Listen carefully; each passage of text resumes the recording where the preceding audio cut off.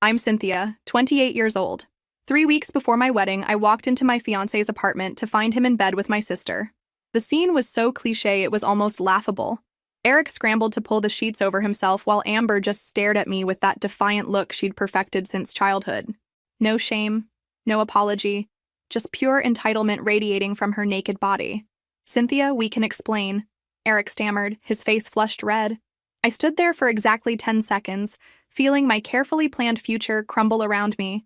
Then I did something that surprised even myself. I laughed. "Oh, please. Explain away," I said, crossing my arms. "This should be fascinating." But what came next would destroy everything I thought I knew about my family. Where are you watching from today? Drop your location in the comments below and hit that like and subscribe button if you've ever felt completely blindsided by someone you trusted. You'll definitely want to stick around for what happened next. Let me backtrack to show you how I ended up standing in that doorway, watching my entire world implode. 4 months earlier, everything seemed perfect. Eric and I had been together for 4 years, engaged for 10 months. We'd signed the lease on our beautiful 2-bedroom apartment in downtown Portland 3 months ago, the kind of place I'd dreamed of since college. The wedding invitations had been sent, the venue booked 6 months prior. My dress fitted to perfection. Eric worked as a senior financial consultant at Hartwell and Associates, a prestigious boutique firm where image and reputation were everything. My sister Amber was supposedly focused on her nursing program after years of bouncing between jobs and relationships. My parents seemed proud of me for finally settling down with someone successful. I should have seen the signs. The way Amber started showing up at our apartment unannounced after we moved in. How she'd linger after family dinners, finding excuses to stay when Eric was around. The secretive phone calls he'd take in another room, claiming they were work-related. But I trusted them. God, I was naive. The day before I caught them, I'd been at my final dress fitting. Standing in front of those mirrors, wearing white silk that cost more than my monthly rent, I felt like the luckiest woman alive. The seamstress kept gushing about how radiant I looked, how perfect everything was. If only she knew that 24 hours later, I'd be staring at my naked sister in my fiancé's bed. Amber was the first to break the silence. "Look, Cynthia, this just happened. We didn't plan it." Eric nodded eagerly, as if her lie could somehow make this better. "It's true. We were just talking about the wedding stress and things got carried away." I tilted my head, studying them both. Talking about wedding stress. In bed. Naked. How therapeutic. The sarcasm felt good. Like armor protecting me from the devastation threatening to consume me. Honestly, if I hadn't developed a sense of humor about my family's disasters years ago, I'd have gone insane by now. "Don't be dramatic," Amber snapped, finally showing some emotion. "These things happen. You'll get over it." That's when I knew this wasn't just a moment of weakness. This was who they really were. I turned and walked out without another word, leaving them tangled in sheets that still smelled like my perfume from the night before. Outside, I sat in my car for 20 minutes, staring at the apartment building where I'd thought I'd be living happily ever after. Then I called my mom. "Mom, I need to talk to you. Eric cheated on me with Amber." The silence on the other end of the phone stretched so long I thought she'd hung up. "Are you sure, honey?" she finally asked, her voice carefully neutral. "Maybe you misunderstood what you saw." Misunderstood. Right, because there are so many ways to misinterpret finding your sister naked in your fiancé's bed. "I'm pretty sure, Mom. They weren't exactly subtle about it." "Oh, Cynthia." She sighed heavily. "This is such terrible timing with the wedding so close." Terrible timing. Not terrible betrayal. Not devastating heartbreak. Terrible timing. "I'm calling off the wedding," I said firmly. "I can't marry him after this." "Now hold on," Mom's tone sharpened. "Don't make any hasty decisions. You're upset, which is understandable, but think about what you're throwing away. Eric is a good man with a stable job. These things can be worked through." I felt like I was having an out-of-body experience. Was my mother seriously trying to talk me into marrying a cheater? "Mom, he was sleeping with Amber." "My sister. There's no working through that." "People make mistakes, sweetie, especially when they're under pressure. Wedding planning is stressful for everyone." Before I could respond, I heard voices in the background. Dad was there, and it sounded like Amber had already arrived. Of course she had. "Come over," Mom said. "We need to discuss this as a family." I drove to my childhood home in a daze, the familiar tree-lined streets blurring past. The house looked the same as always. Yellow siding with white trim, Mom's prize-winning rose garden in full bloom, so normal, so perfect on the surface. Inside, the scene was anything but normal. Amber sat curled up on the couch, eyes red from crying. Dad paced by the window while Mom hovered protectively near my sister. "Cynthia!" Amber jumped up when I walked in. "Thank God. I've been so worried about you." The audacity was breathtaking. She was worried about me? "We need to talk about this situation," Dad said, his voice stern. "Rationally. Situation. Not betrayal, not affair. Situation." "There's nothing to discuss," I replied. "The wedding is off." Amber's face crumpled. "Cynthia, please. I know this looks bad, but it's more complicated than you think." "Complicated how exactly?" She glanced at Eric, who'd been sitting silently in the corner looking like he wanted to disappear. He cleared his throat nervously. "We've been fighting our feelings for months," he said. "We never meant for this to happen. But sometimes you can't control who you fall in love with." Love. He was calling this love. "How romantic," I said dryly. "A real fairy tale. Cheating prince finds his princess in his fiancé's family. I'm sure Disney will want the rights." Mom shot me a warning look. Sarcasm isn't helping anyone right now. And what exactly would help? Group therapy? Couples counseling for the happy throuple? "Cynthia Marie," Dad's voice boomed. "That's enough. We're trying to handle this maturely." Maturely. Because there's a mature way to handle your fiancé sleeping with your sister. That's when Amber dropped her bombshell. "I'm pregnant." The words hung in the air like a toxic cloud. Eric's face went white. Mom gasped and immediately moved closer to Amber. Dad stopped pacing. And me? I felt the last piece of my old life crumble to dust. "How far along?" Mom asked gently, already shifting into grandmother mode. 2 months, Amber whispered, tears streaming down her face. "I just found out yesterday." 2 months.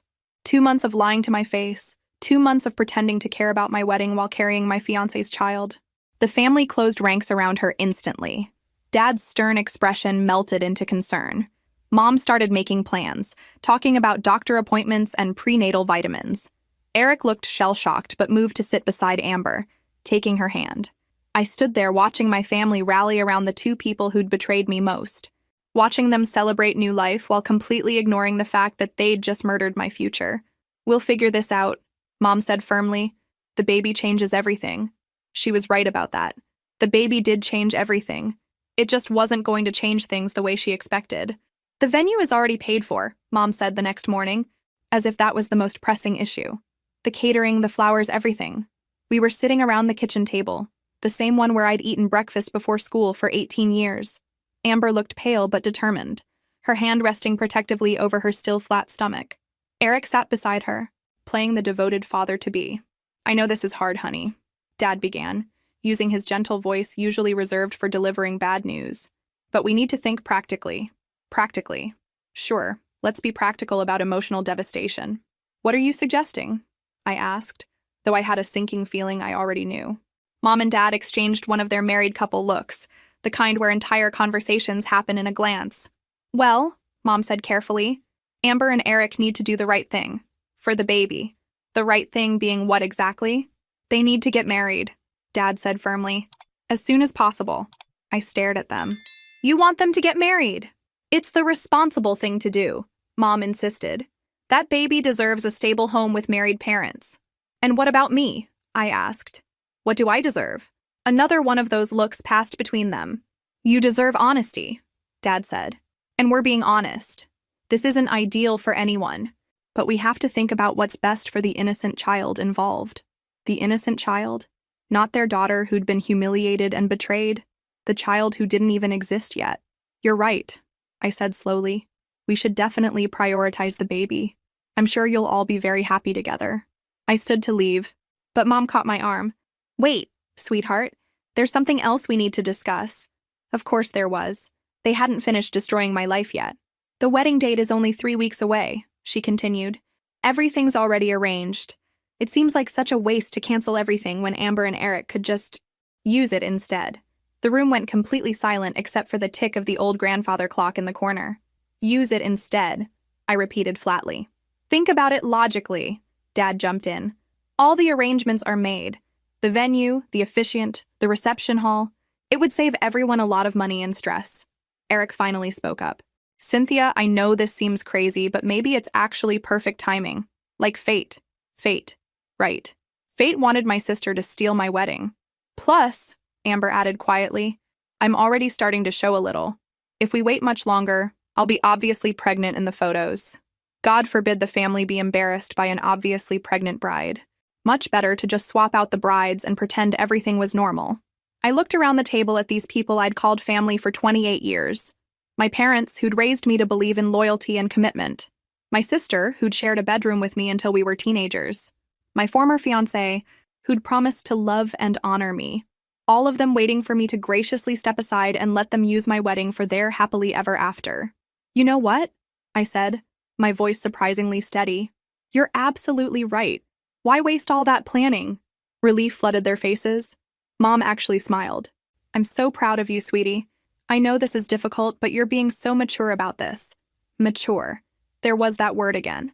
There's just one tiny problem, I continued sweetly. The contracts are all in my name.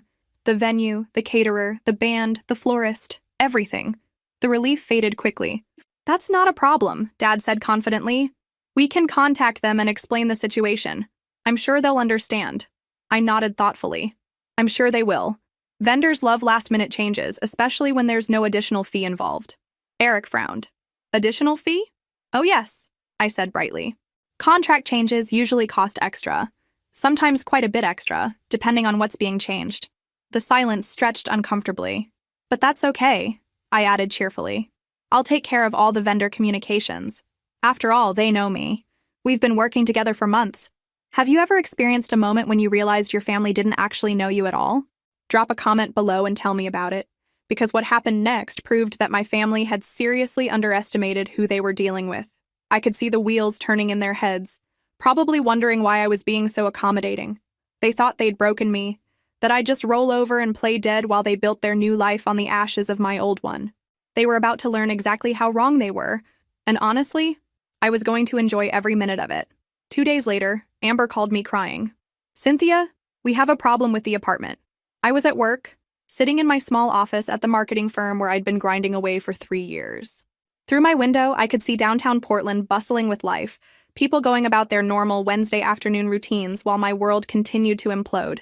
What kind of problem? I asked, setting aside the campaign proposal I'd been pretending to review. The landlord says Eric can't just move in and take over your half of the lease. Something about both tenants needing to sign new paperwork. Ah, yes, the apartment. Our beautiful 2-bedroom sanctuary that I'd fallen in love with the moment we walked through the door 3 months ago. The place where we were supposed to start our married life, complete with the king-size bed we'd picked out together and the dining room set that had taken us weeks to agree on. That's strange, I said, injecting confusion into my voice. Eric should definitely be able to stay there.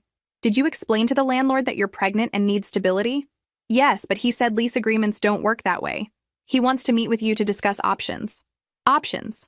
I like the sound of that. I'll call him this afternoon, I promised. Don't worry about it. But of course, I didn't call the landlord. Instead, I spent my lunch break reviewing the lease agreement I'd signed as the primary tenant. Eric had been added as an authorized resident, which gave him significantly fewer rights than he probably realized. That evening, Eric showed up at my temporary studio apartment, the sad little place I'd been crashing since walking out of his bed 3 days earlier. He looked exhausted and desperate, not quite the confident man who'd been making plans for my sister's pregnancy. Sin, we need to talk. Nobody had called me Sin in years. I'd always hated the nickname, thought it sounded harsh and cheap, but Eric had used it when we first started dating, back when I thought his casual attitude was charming rather than dismissive. Come in, I said, stepping aside, though there's not much room. He looked around the cramped space, taking in the fold-out couch and tiny kitchenette. This place is awful. You shouldn't have to live like this. It's temporary, I replied, just until I figure out my next move. He sat heavily on the edge of my couch bed, running his hands through his hair. About the apartment. Oh, right, Amber called. Landlord troubles? The guy is being a complete hard-ass. Says I can't stay there without your permission since you're the primary leaseholder. I nodded sympathetically. That does sound complicated. Look, I know things are weird between us right now, but we're adults. Surely we can work something out that benefits everyone. Adults. Right. Adults like him, who sleep with their fiancé's sister. What kind of arrangement were you thinking? I asked. His face lit up with hope. Maybe you could sign whatever paperwork he needs to transfer your portion of the lease to Amber. That way she and I can stay there, and you're free to find something better suited to your situation. My situation being that I was now single and homeless thanks to him. That sounds reasonable. I said slowly, but there might be fees involved. Breaking a lease early usually costs money. How much money? I pretended to think about it. I'm not sure. Could be a few hundred, could be a few thousand. Depends on what the landlord decides is fair. Eric's face fell. Between his car payment, student loans, and now impending fatherhood, he wasn't exactly swimming in disposable income. Even at Hartwell and Associates, junior consultants didn't make the kind of money that allowed for financial surprises. Maybe we could split the cost, he suggested hopefully. Split the cost of me moving out of my own apartment so you can live there with my sister? I raised an eyebrow. That seems fair to you? He had the decency to look uncomfortable. I know it sounds bad when you put it like that. How else would I put it? Eric? He sighed. Cynthia, I know you hate me right now. I know this whole situation is messed up, but Amber is pregnant with my child. I have to do what's right for them. What's right for them? Not what's right for me, the woman he'd promised to marry. Not what's right for the family I thought we were building together. You're absolutely right, I said. You should definitely do what's right for your new family. The next morning, Mom called while I was getting ready for work. Honey, I've been thinking about the wedding dress. Of course she had. I should have seen this coming from a mile away. What about it? Well, you won't be needing it anymore. And Amber will. It seems silly to let it go to waste when she could wear it instead. My wedding dress. The one I'd spent 6 months searching for, trying on dozens of gowns in bridal shops across the city. The one that had made me cry happy tears when I finally found it. A simple but elegant A-line with delicate lace sleeves and pearl buttons down the back. You want me to give Amber my wedding dress? I know it's a big ask, Mom said carefully, but it would mean so much to her. She's been so emotional about everything, and knowing she could wear her sister's dress would be such a comfort. Her sister's dress. The one that sister had been planning to wear while marrying the man she'd stolen. Where is the dress now? I asked. Still at the bridal shop, I assume. They're holding it for the final alterations. Right. The final alterations that were scheduled for this weekend, designed to make sure every detail was perfect for my dream wedding. I'll call them this afternoon, I said. Oh, thank you, sweetheart. You're being so understanding about all this. I know it can't be easy, but you're handling it with such grace. Grace. Sure, let's call it that. After work, I did call the bridal shop, but not to arrange for Amber to try on my dress. Instead, I made a very different kind of appointment. The bridal shop was exactly as I remembered it. Soft lighting, classical music, and the faint scent of gardenias from the fresh flowers they kept near the entrance. Jennifer, the consultant who'd helped me find my perfect dress, greeted me with a sympathetic smile. Cynthia, I heard about the change in plans. I'm so sorry, honey. Word traveled fast in the wedding industry. Vendors talked to each other, especially when drama was involved. Thank you, I said. It's been a difficult week. I can only imagine. But your mother called yesterday about your sister trying on the dress. That's so sweet that it'll stay in the family. Sweet. Right. Sweet like arsenic in your coffee. Jennifer led me to the same fitting room where I'd fallen in love with the gown 5 months earlier. There it was, hanging in its protective bag, waiting for its moment to shine. Would you like to see it one more time? She asked gently. I nodded, not trusting my voice. She unzipped the bag with practiced care, revealing the dress that was supposed to make me the happiest woman in the world. It was still perfect. Still everything I'd dreamed of since I was a little girl playing dress-up in Mom's closet. It really is beautiful, Jennifer said softly. Your sister is lucky to have such a generous heart. I stared at the dress for a long moment, remembering the joy I'd felt when I first put it on. How I'd imagined walking down the aisle toward Eric. How I'd pictured our first dance as husband and wife. How I'd dreamed of preserving it someday for my own daughter.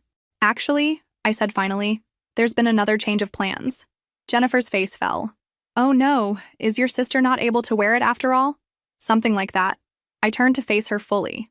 I'd like to return it. Return it? She looked confused. But honey, the dress has already been altered to your measurements. We can't really... I understand there might be a restocking fee, I interrupted, but I'd prefer to return it rather than let someone else wear it. The truth was, I couldn't bear the thought of Amber walking down the aisle in my dress, to my fiancé using my wedding plans. Some things were sacred, even in the middle of this nightmare. Jennifer's expression shifted from confusion to understanding. Oh, sweetie, I see what you're doing. Are you sure about this? Was I sure? I looked at the dress one more time, at the symbol of everything I'd lost and everything I'd thought I wanted. I'm sure. Well, she said slowly, the good news is that we haven't done the final alterations yet. And honestly, given the circumstances, I think we can work something out regarding the fees. An hour later, I walked out of the bridal shop with a check for 70% of what I'd paid for the dress. Not a complete loss, but more importantly, Amber wouldn't be wearing my gown to marry my ex-fiancé. My phone started ringing before I'd even reached my car. "Cynthia Marie, what did you do?" Mom's voice was sharp with anger. "I returned my wedding dress, since I won't be having a wedding. Jennifer called the house looking for me after you left. She said you took the dress back." "That's correct. But we discussed this. Amber was going to wear it."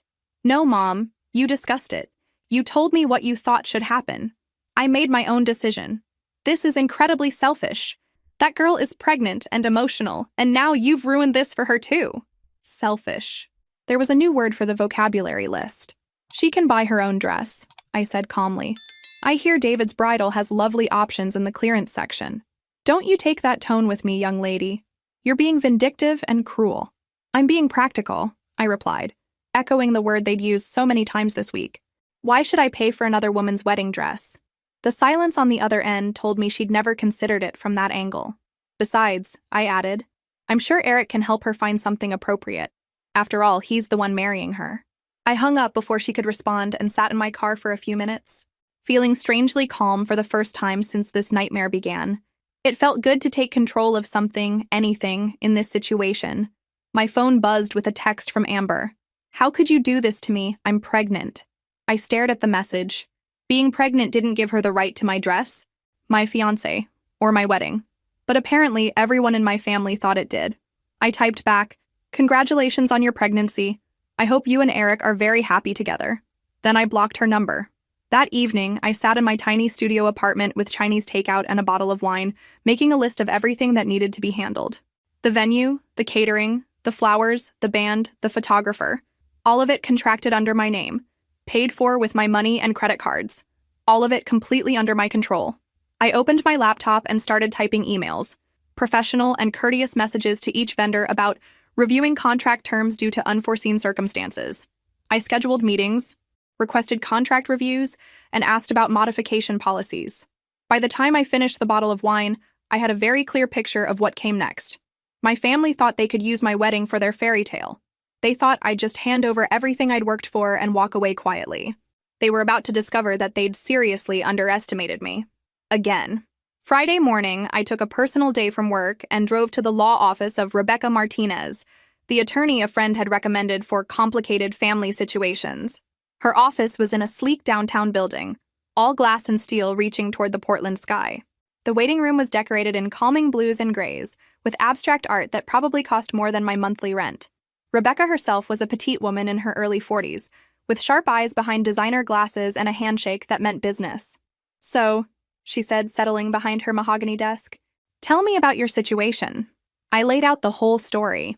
The cheating, the pregnancy, the family's expectation that I'd graciously step aside, and their assumption that they could simply take over my wedding arrangements. Rebecca took notes on a legal pad, occasionally asking clarifying questions about dates and financial details. When I finished, she leaned back in her chair and studied me for a moment. "This is certainly a complex situation," she said finally. "But from a legal standpoint, you're in a surprisingly strong position." "How so?" "First, let's talk about the apartment. You said you're the primary leaseholder?" I nodded.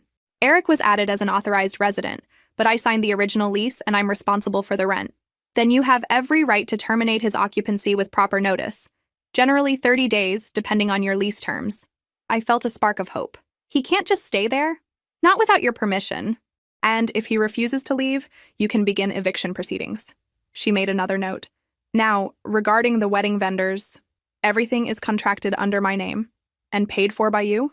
"Me and my credit cards, yes." Rebecca smiled, and it wasn't entirely pleasant. "Then you have complete control over those contracts. You can cancel them, modify them, or transfer them as you see fit. The vendors work for you, not your family." "What about cancellation fees?" "That depends on each individual contract. Some vendors have strict cancellation policies, others are more flexible. But here's the thing." She leaned forward. Most reputable vendors would rather work with you to find a solution than deal with a complete cancellation. Bad reviews and word of mouth can destroy a business in the wedding industry." I was starting to understand why my friend had recommended her. "There's something else we should discuss," Rebecca continued. Your sister and former fiancé's assumption that they can simply take over your arrangements could actually work in your favor. How? If they're expecting to use your contracted services without formally transferring the agreements, they're setting themselves up for some very unpleasant surprises. She explained the legal concept of privity of contract, how vendors had no obligation to provide services to anyone other than the person who signed the agreement. If Amber and Eric showed up expecting to use my caterer, my venue, my photographer, they could be turned away. Of course, Rebecca added, you could prevent all that drama by simply canceling everything yourself. I thought about my family, probably spending the weekend planning their wedding using my arrangements. Mom was likely already telling the church ladies about how mature and generous I was being. Dad was probably proud of how the family had come together in crisis. And Amber? She was probably picking out flowers and menu options, playing bride with my money. What would happen if I canceled everything the morning of the wedding? I asked. Rebecca raised an eyebrow. That would certainly be dramatic. Also expensive, depending on the cancellation policies, and potentially devastating for your sister and ex-fiancé. But legal? Completely legal. It's your money, your contracts, your decision. I stared out the window at the bustling street below, watching people go about their Friday afternoon routines. Somewhere across town, Amber and Eric were probably making love in what used to be our bed, planning their future in what used to be our apartment. There's one more thing, I said. The apartment lease. If I wanted Eric out immediately, what would that look like? Rebecca consulted her notes. You'd need to provide written notice. If he refuses to leave voluntarily, you could file for eviction, but that process takes time. However, she paused thoughtfully. If you were concerned about your safety or well-being, or if there were evidence of harassment, we could potentially expedite things. What kind of evidence? Oh, unwanted contact, threats, attempts to coerce you into agreements you don't want to make, that sort of thing. I thought about Eric's visit to my studio apartment, his assumption that I'd help him take over my lease, his complete dismissal of my feelings in favor of doing what's right for his new family. I'll need some time to think about all this, I said. Rebecca handed me her business card. Of course, but Cynthia? Don't let them pressure you into giving away what's yours. You have more power in this situation than they want you to realize. Walking back to my car, I felt something I hadn't experienced since finding them together. Control. For the first time in a week, I wasn't reacting to their choices. I wasn't accepting their version of how this story should go. I was about to write my own ending. That weekend, while my family was probably busy planning their perfect replacement wedding, I did something else entirely. I made appointments with every single vendor on my list. It was time they learned that there's a difference between taking someone's man and taking someone's money, and they were about to discover which one actually mattered more. Monday morning arrived with the kind of crisp October weather that usually made me feel optimistic. Today, it felt like the perfect backdrop for what I was about to do. I started with the florist. Ms. Peterson, I'm so sorry to hear about the change in your wedding plans, Sandra said when I walked into her shop. The scent of roses and lilies filled the air, reminding me of all the hours I'd spent here choosing the perfect arrangements. Thank you, it's been a difficult time, but I'm handling it. Your sister called yesterday asking about switching the order to her name. I told her we'd need to discuss it with you first, since you're our client. Smart woman. I appreciate that. Actually, that's why I'm here. I pulled out the contract we'd signed 5 months ago. $2,100 for bridal bouquet, bridesmaids bouquets, boutonnieres, ceremony arrangements, and centerpieces for the reception. I need to make some changes, I said carefully. Of course. What kind of changes? I'd like to cancel the white roses and replace them with something more seasonal. Sandra looked confused. Seasonal? Yes. I think funeral arrangements would be more appropriate. White lilies, perhaps, very somber and reflective. Her face went pale. Funeral arrangements? But I thought your sister was taking over the wedding. Oh, she can still have flowers, I said sweetly. Just not the ones I ordered. These seem more fitting for the occasion, don't you think? By the time I left, Sandra understood perfectly that any flowers for Amber's wedding would be a completely separate order, at current prices, with no availability until after my originally scheduled date. Next stop, the venue. The Riverstone Manor was exactly as elegant as the day I'd fallen in love with it. Rolling lawns, stone terraces, and views of the Willamette River that took your breath away. The perfect setting for what should have been the perfect day. Cynthia, Margaret, the events coordinator, rushed over as soon as I walked in. I heard about the situation. How are you holding up? Better every day, actually. Your mother called asking about transferring the booking to your sister. I hope you know how sorry we all are that this happened. I studied Margaret's face. She seemed genuinely sympathetic, unlike my family. I've been thinking about that, I said. And I've realized something important. Oh? My contract specifies the Peterson-Williams wedding. But there isn't going to be a Peterson-Williams wedding anymore. Margaret frowned, pulling out her copy of our agreement. Well, technically, Eric Williams will be marrying Amber Peterson, not Cynthia Peterson. Different bride, different wedding. I suppose that's true, but surely we can just modify. For an additional fee, of course. New client, new event, new contract. Margaret's professional smile flickered. There might be some administrative costs involved. I'm sure there will be. But here's the thing, Margaret. I don't want to modify the contract. She blinked. You don't? No, I want to keep my date exactly as booked. November 15th, 5 o'clock ceremony, reception to follow. But you're not getting married. Not to Eric Williams, no, but the contract doesn't specify the groom's name, does it? We both looked at the paperwork.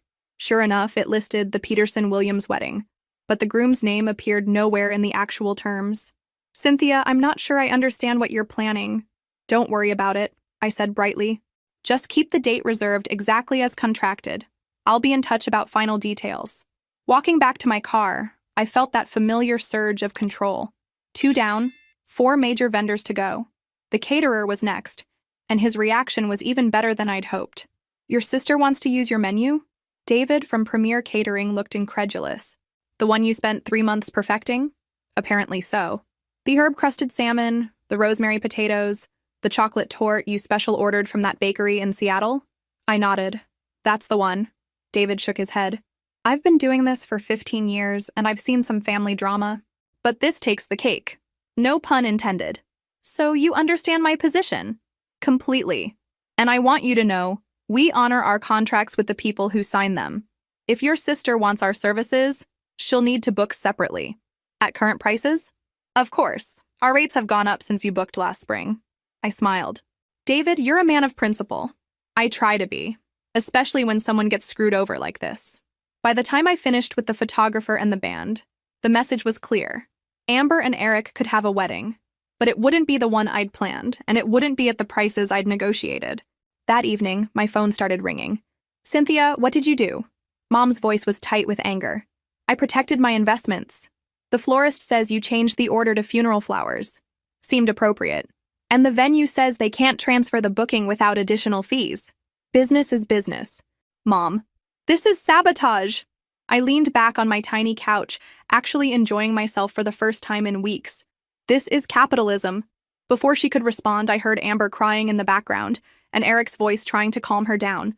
You're destroying their wedding out of spite, Mom accused. I'm not destroying anything. I'm simply not paying for their wedding. There's a difference. What do you think will happen next? Drop your predictions in the comments below because, trust me, this story is just getting started. Tuesday brought an unexpected visitor to my office. I was reviewing a client proposal when my assistant knocked. Cynthia? There's someone here to see you. Says it's urgent. Eric stood in my doorway looking like he hadn't slept in days. His usually perfect hair was disheveled, his shirt wrinkled, and there were dark circles under his eyes. We need to talk. Do we? I thought you were busy planning your wedding. He stepped inside and closed the door behind him. Cut the act, Sin. You know exactly what you're doing.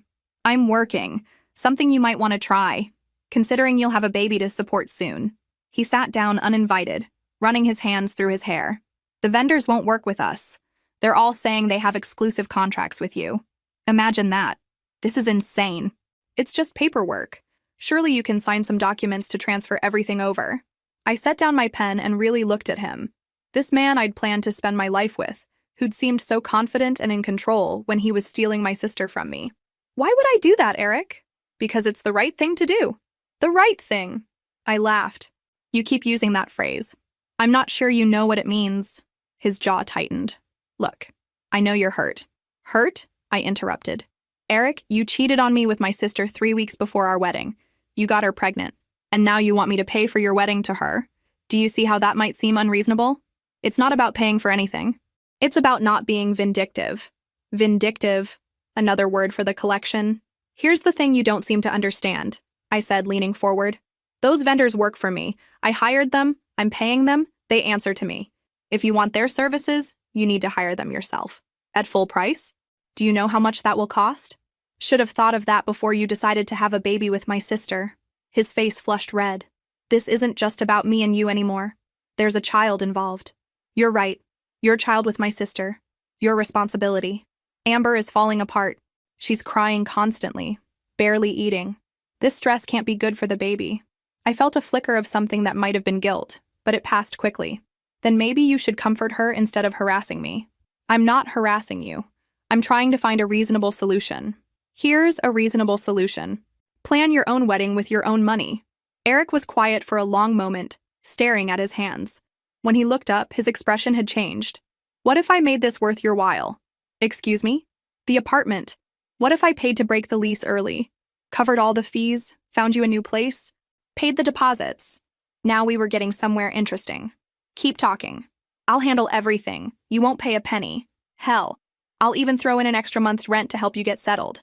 I pretended to consider it. That's generous. But what about the wedding vendors? What about them? Well, if you're offering to make things right financially, shouldn't that extend to the wedding arrangements I've already paid for? His face fell. Cynthia, be reasonable. That's over $20,000. $22,467 to be exact. I'd been keeping very careful track. You're right, that is a lot of money. My money.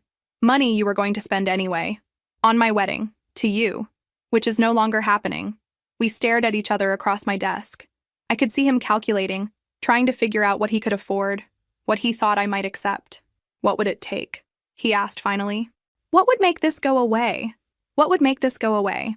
As if I were a problem to be solved instead of a person who'd been betrayed. You want to know what it would take? He nodded eagerly. An apology. What? A real apology. From both of you. Acknowledging what you did, taking responsibility for the pain you caused.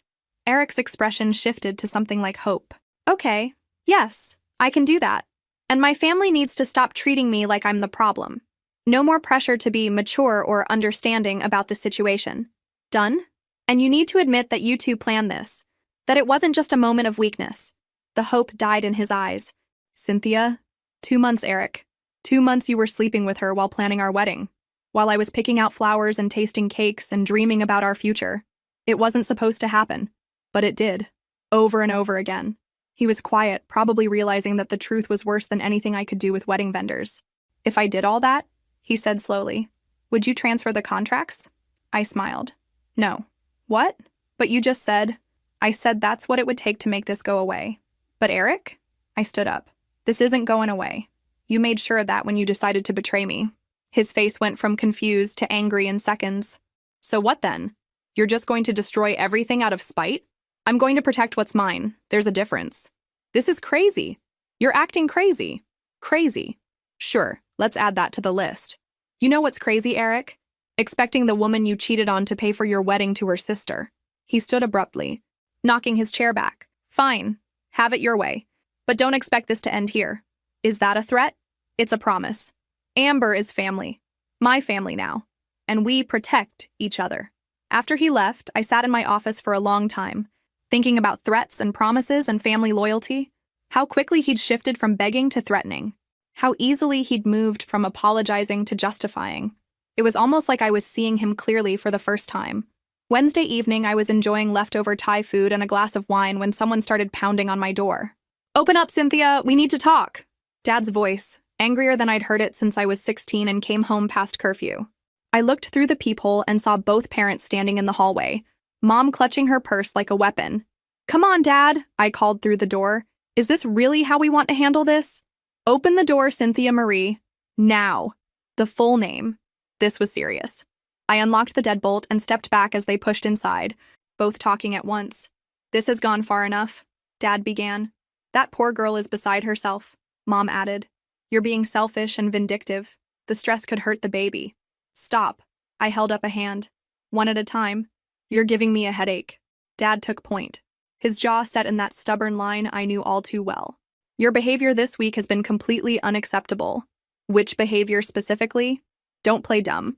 The vendors, the contracts, the wedding arrangements, you know exactly what you're doing. I nodded. You're right. I do know exactly what I'm doing. Then stop it, Mom said. This vindictive streak isn't like you. Honey, isn't it? How would you know? When in the last week have any of you bothered to ask what I wanted or how I felt? We've been trying to handle a crisis, Dad replied. Sometimes that means making hard decisions. Hard decisions, right. Like deciding I should give up my fiancé to my pregnant sister. It's not that simple and you know it. Actually, it is exactly that simple. Eric chose Amber. Amber chose Eric. You all chose them. I choose me. Mom's face crumpled. Sweetheart, we never chose sides. We're trying to do what's best for everyone. What's best for everyone except me. That's not true, isn't it? When did anyone ask what I needed? When did anyone consider that maybe I shouldn't have to fund their happily ever after? You're being dramatic, Dad said dismissively. Dramatic. Another addition to the growing list. Am I? Let's review. My fiancé cheated on me with my sister. She got pregnant. You suggested they get married using my wedding arrangements. My mother asked me to give her my wedding dress. And when I didn't enthusiastically embrace this plan, I became the problem. They exchanged that look again. The one that meant they'd discussed me and my attitude before coming over. Cynthia, Mom said carefully, we understand you're hurt, but you're a grown woman. You can bounce back from this. Amber is young and pregnant and scared. Amber is 25 years old. She's not a teenager. She's your sister. And I was your daughter. Past tense, apparently. Dad's voice rose. Don't be ridiculous. You're still our daughter. Am I? Because daughters usually get some support when their hearts are broken. Some comfort when they're betrayed. Some protection from the people who hurt them. We're trying to keep this family together. By sacrificing me to make everyone else comfortable. The silence that followed was deafening. I could see the moment they realized I was right, could see the guilt flash across their faces before defensiveness took over. Life isn't fair sometimes, Dad said finally. Sometimes we have to make the best of bad situations. You're absolutely right, I agreed. Sometimes we do have to make the best of bad situations. That's exactly what I'm doing.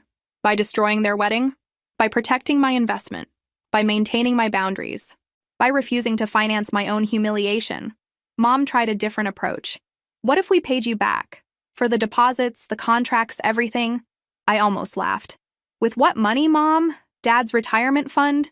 Your rainy day savings? Their expressions told me I'd hit the mark. They'd never considered the financial reality of what they were asking. The contracts total almost $23,000, I continued. Plus the apartment lease, deposits, moving costs. Are you prepared to cover $28,000 so Amber can have my wedding? Dad's face went pale. $28,000? Give or take, that's what you're asking me to give up. We didn't realize, Mom started. No, you didn't realize, because you didn't bother to think about it from my perspective. I walked to the small table where I'd been eating and sat down, suddenly exhausted. Here's what's going to happen, I said quietly. Amber and Eric will plan their own wedding with their own money. They'll find their own apartment and sign their own lease. And I'll move on with my life. And if we can't afford, Dad's voice was smaller now, then you'll do what millions of other couples do. You'll have a small ceremony with close family and friends. You'll celebrate your love without bankrupting yourselves. You'll start your marriage based on reality instead of fantasy. Mom was crying now. This will destroy our family. Your family was destroyed the moment you decided I was expendable.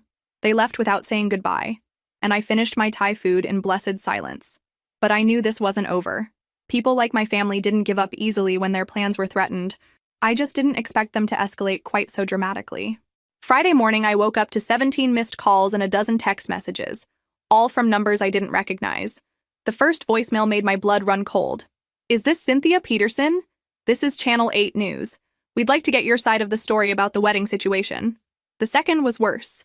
Ms. Peterson, this is the Portland Tribune. We're running a piece about family wedding drama and would love to include your perspective. By the third message, I understood what had happened. Someone in my family had gone to the media. I threw on clothes and drove to my parents' house, my hands shaking with rage. The front lawn had news vans parked on the street, and I could see reporters waiting on the sidewalk. I parked in the driveway and marched to the front door, ignoring the shouted questions from the media. Ms. Peterson, is it true you're sabotaging your sister's wedding? How do you respond to accusations of family vindictiveness? Are you seeking revenge against your pregnant sister? I let myself in with my key, slamming the door behind me. What did you do? I demanded, finding the whole family gathered in the living room like they were preparing for war. We didn't have a choice, Mom said, not meeting my eyes. You called the news? They called us, Amber said from the couch, one hand protectively over her stomach. Someone from the venue mentioned the situation to a reporter friend. So you decided to give interviews? We told the truth, Dad said defensively. Your version of the truth. Eric stepped forward. They wanted to hear all sides of the story. And what exactly did you tell them? Amber's eyes filled with tears. That we fell in love, and you're trying to destroy our chance at happiness out of jealousy. Jealousy. That you're holding our wedding hostage because you can't handle not being the center of attention, Eric added. I stared at them. These people who'd known me my entire life, who'd reduced me to a caricature for public consumption. You painted me as the villain. You are being the villain, Amber burst out. I'm pregnant and scared, and all I want is a simple wedding to the man I love. The man you stole from your sister. I didn't steal him. We fell in love. You fell in bed. There's a difference. See? She turned to our parents. This is exactly what we told them. She's bitter and vindictive, and she can't be reasoned with. I looked around the room at their faces, united against me, comfortable in their narrative where I was the unreasonable one. You know what? I said finally. You're right. They blinked in surprise. I am bitter. I am vindictive. And I absolutely cannot be reasoned with when it comes to funding my own betrayal. Cynthia, Mom started. No. You want to paint me as the villain? Fine, I'll be the villain. I pulled out my phone and started dialing. Who are you calling? Dad asked nervously. My lawyer. If we're going to have a public battle, let's make sure I have legal protection. Your lawyer? Eric looked alarmed. Oh yes, Rebecca Martinez. She's been very helpful in explaining my rights regarding the apartment lease, the wedding contracts, and harassment from family members. The room went quiet. Harassment? Mom whispered. Showing up at my office, pounding on my door, calling me names, pressuring me to give up my property. Yes, that would qualify. I could see them processing this, realizing that their strategy might have backfired. We're family, Amber said weakly. Are we? Because family doesn't usually go to the media to destroy each other. My phone connected. Rebecca, it's Cynthia. I need to see you immediately. Yes, it's urgent. I hung up and looked at each of them in turn. Here's what's going to happen. You're going to call those reporters back and retract your statements. You're going to publicly apologize for involving the media in a private family matter. We will not, Dad said stubbornly. Then you'll deal with the consequences. Because I'm about to give those same reporters a very different version of this story. What are you talking about? Eric demanded. I smiled, and it wasn't pleasant. The real story. About the affair that started 2 months before the wedding. About the family that chose the cheaters over the victim. About the pregnant woman who expected her betrayed sister to pay for her wedding. You wouldn't, Amber breathed. Watch me. I walked toward the door, then paused. Oh, and Eric, that 30-day notice to vacate the apartment? It starts today. You have until next Friday to find somewhere else to live. You can't do that. I can do exactly that. Check with your lawyer if you have one. Outside, the reporters swarmed me immediately. Ms. Peterson, can you comment on the wedding situation? I looked directly into the nearest camera. I'd be happy to comment. My name is Cynthia Peterson, and 3 weeks ago I discovered my fiancé in bed with my sister. The questions came rapid fire after that, but I was ready for all of them. By the time I finished my impromptu press conference, my family's narrative had been completely destroyed, and I was just getting started. The story went viral. By Saturday morning, Dark's wedding revenge was trending on social media. My doorbell rang constantly with reporters wanting follow-up interviews. My phone buzzed with messages from strangers offering support and sharing their own betrayal stories. The Portland Tribune ran a full piece titled, Sister versus Sister, When Wedding Plans Turn Toxic. Channel 8 featured it as their weekend human interest story. 3 different morning shows wanted me for interviews. But the real victory came Monday morning when my lawyer called. Cynthia, you need to get down here immediately. We have a situation. I found Rebecca in her office with a stack of legal documents and a very satisfied expression. What's going on? Eric Williams just agreed to settle. Settle what? Everything. The apartment, the wedding contracts, damages for emotional distress. He wants this to go away before it gets worse. She slid a document across the desk. The numbers made my eyes widen. $22,000? Plus he'll vacate the apartment immediately and forfeit his security deposit. And there's more. More? He's agreed to make a public statement taking full responsibility for the affair and absolving you of any wrongdoing in the wedding vendor situation. I stared at the settlement offer, hardly believing it was real. Why would he agree to this? Rebecca smiled. Apparently, his employer saw the news coverage. Hartwell and Associates is a boutique firm that caters to Portland's elite. A senior financial consultant who cheats on his fiancée with her sister and then goes to the media about it isn't exactly the image they want for client relations. They fired him? Worse. They put him on unpaid administrative leave pending a full review of his professional conduct. Plus, one of their biggest clients, Mrs. Eleanor Whitmore, called personally to express her disgust with his behavior. She threatened to pull her account if he remained employed there. The irony was delicious.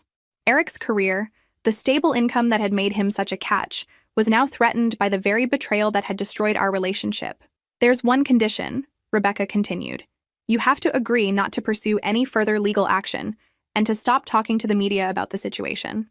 I considered this. The money would be nice, but more importantly, it would force Eric to take responsibility publicly. What about Amber? What about my family? That's separate. This settlement is just between you and Eric. And if I don't accept it, then he'll likely lose his job anyway. And you'll be dealing with a bitter, unemployed man who has nothing left to lose. Plus, his ability to pay any judgment would be severely compromised. She was right. A bird in the hand was worth two in the bush. I'll take it. We spent the next hour reviewing the settlement terms. Eric would transfer $22,000 to my account within 48 hours. He'd vacate the apartment by Wednesday. He'd sign a statement acknowledging that his actions had caused the wedding cancellations and that I was within my rights to protect my financial interests. Most importantly, he'd agreed to supervised contact only for any future interactions, meaning he couldn't show up at my office or apartment uninvited. What about the wedding itself? I asked. What about it? They still need to get married somewhere. Rebecca shrugged. Not your problem. You'll have your money, your apartment back, and legal protection from further harassment. That afternoon, I got a call from Sandra at the flower shop. Cynthia, I hope this isn't inappropriate, but I wanted you to know that your sister and her fiancé came in this morning. Oh? They wanted to book new arrangements for this Saturday. Emergency wedding, they said. This Saturday? That was only 5 days away. Yes. I told them our earliest availability is December, but they seemed desperate. Kept saying they had to get married this weekend. Interesting. Did they say why? Something about family pressure and wanting to get it over with. Honestly, they both looked terrible, like they hadn't slept in days. After Sandra hung up, I sat in my tiny apartment thinking about desperation and family pressure and emergency weddings, about how quickly things could unravel when the truth came out. My phone rang. Mom's number. Hello? Cynthia. Her voice was barely a whisper. We need to talk. Do we? Please come over. Alone. Something in her tone made me agree. I drove to the house where I'd grown up, noticing how different it looked somehow. Smaller. Shabbier. Less like the fortress of family unity I'd once thought it was. Mom answered the door with red, swollen eyes. She looked like she'd aged 5 years in the past week. Come in, sweetheart. The house was quiet.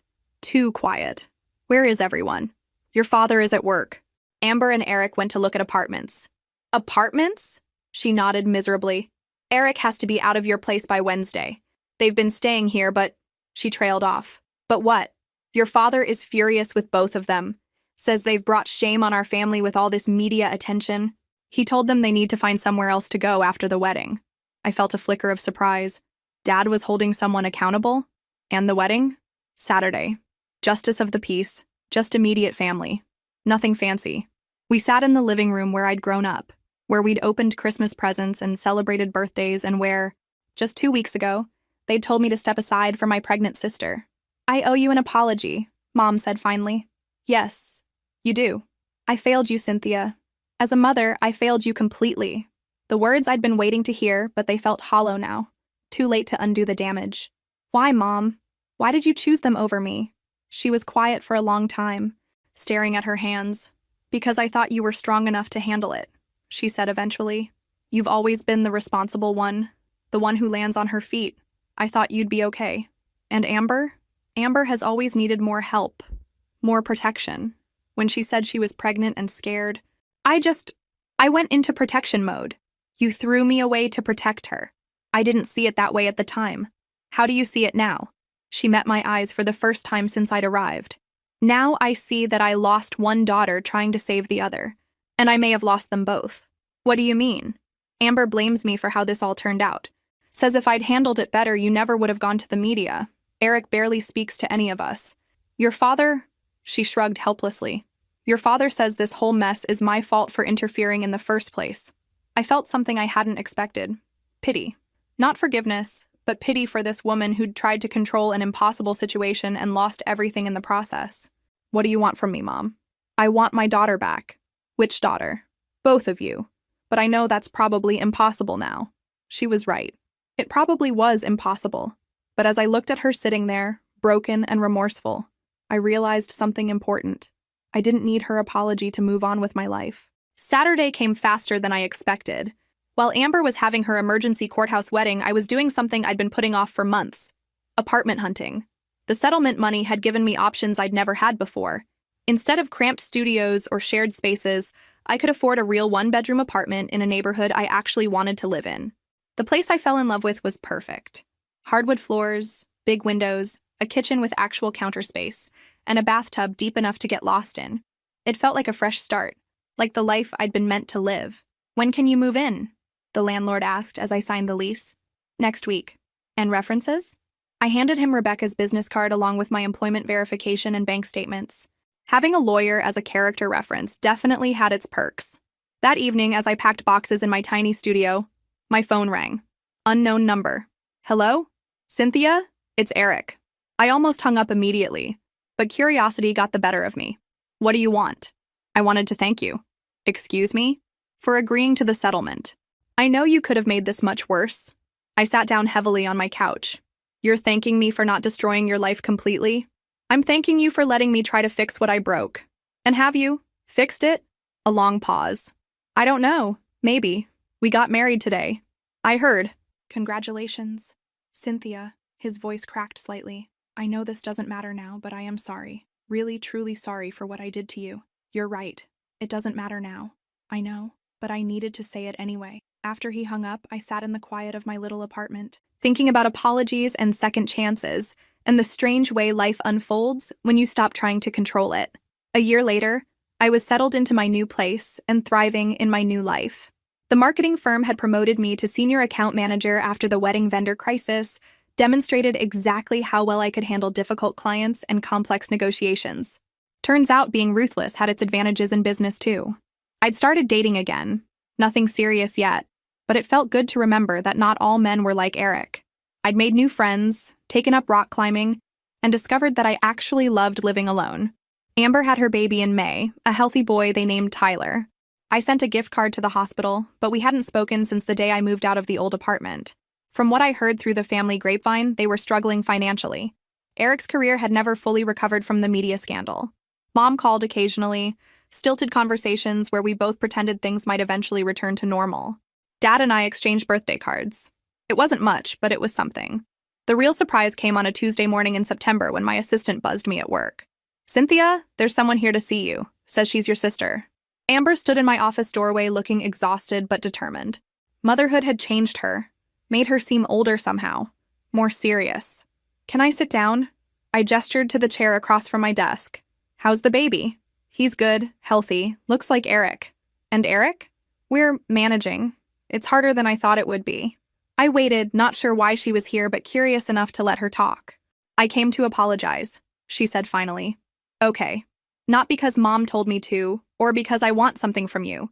Because I've spent the last year thinking about what we did to you, and I finally understand how wrong it was.